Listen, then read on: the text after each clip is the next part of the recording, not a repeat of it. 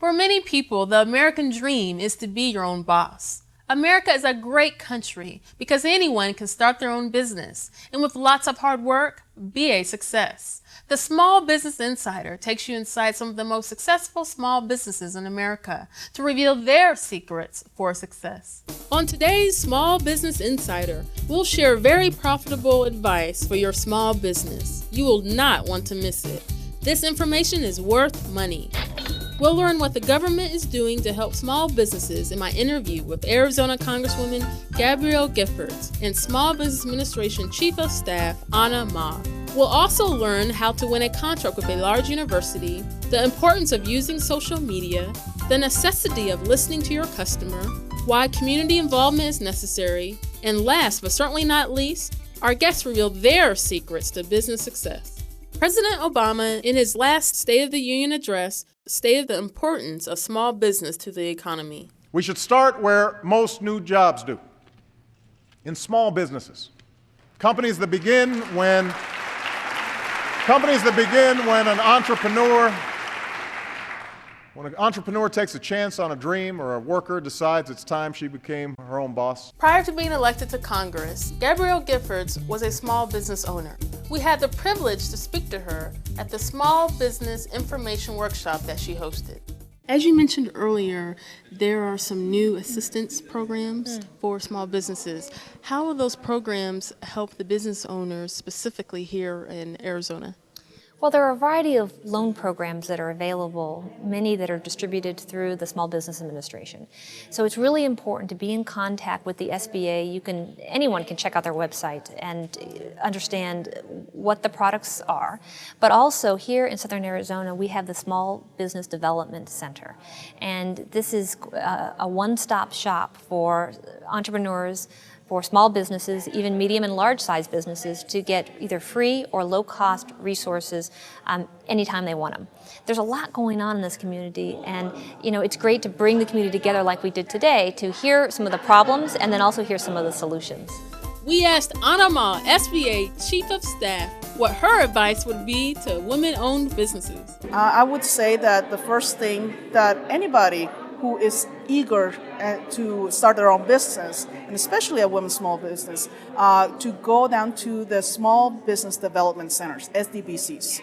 We also have about 100 women's business centers that are able to provide education, information, and to be able to help those business owners with the process that it takes to get an SBA loan, or just to get information about the community itself and what kind of resources they can get. That is the first and vital steps. We also have training for small business owners, and that would train from marketing, insurance, to loan processes, and to also get a business plan going. So we are pretty proud of the fact that we have a wide reach, and at the same time, we have a wide portfolio of programs that we can provide. We also include some programs that we have online that you can look at sba.gov. So please just look out for more information, ask your questions, and we're more than happy to be there to provide the help. Our next guest from the private sector, Vila Jarrell of Vila Thai Cuisine, and Regina Hiremath, a divinity salon, will explain how getting involved in the community has helped their business.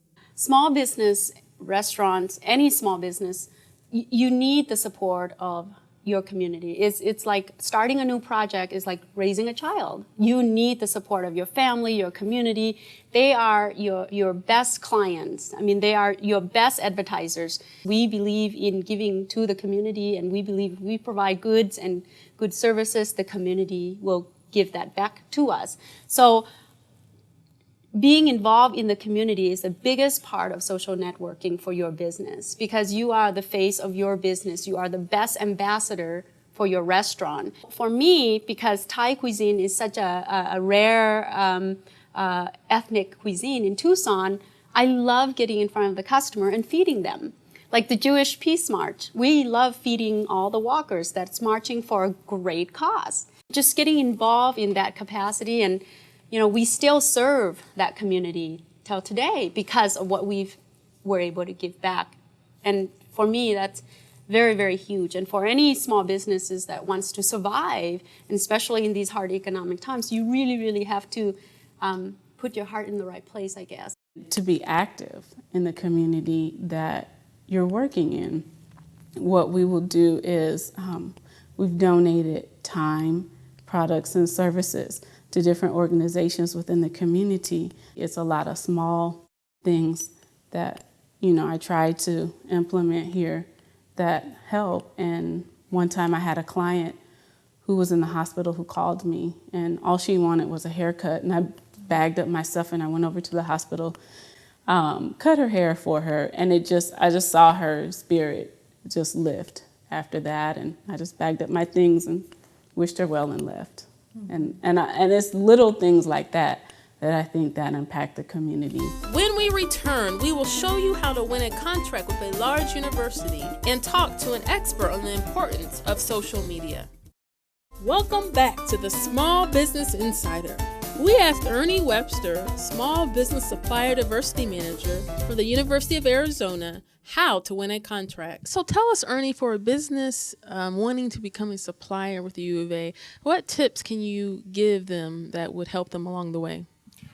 Initially, to come to our How to Do Business workshop, and I can't stress enough that they must follow up after that.